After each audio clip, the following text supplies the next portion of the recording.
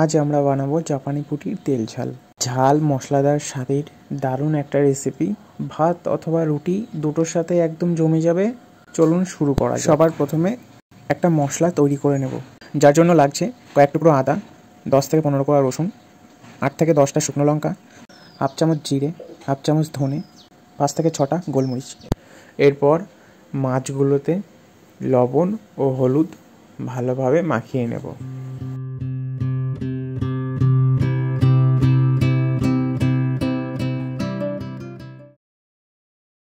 কড়াই গরম করে সর্ষের তেল দিয়ে দেব।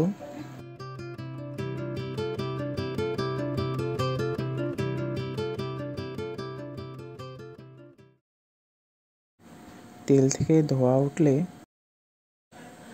এক এক করে মাছগুলো তেলে ছেড়ে দেব এবং ভাজা হয়ে গেলে তুলে নেব।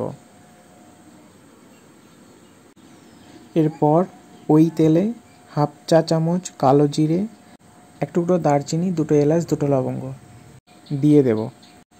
এরপর 2টো পেঁয়াজ বাটা দিয়ে দেব। ভালোভাবে মিশিয়ে নিয়ে তাতে 1 চা চামচ হলুদ দিয়ে নেড়ে নেব। এরপর বেটে রাখা মশলাটা দিয়ে দেব। 2-3 মিনিট পর একটা টমেটোর পেস্ট দিয়ে দেব।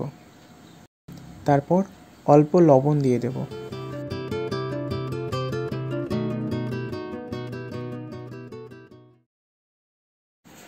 মশলা থেকে তেল ছাড়লে 3 থেকে 4 কাপ জল দিয়ে দেব।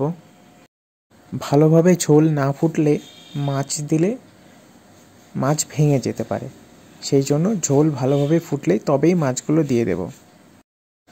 ঝোলের স্বাদ বাড়ানোর জন্য 3 থেকে 4টে কাঁচা লঙ্কা চিড়ে দিয়ে দেব। আপনারা চাইলে নাও দিতে পারেন। মাছগুলো দেওয়ার পর অল্প আঁচে ঢাকা দিয়ে 5 থেকে 6 মিনিট রান্না করে নামিয়ে নেব।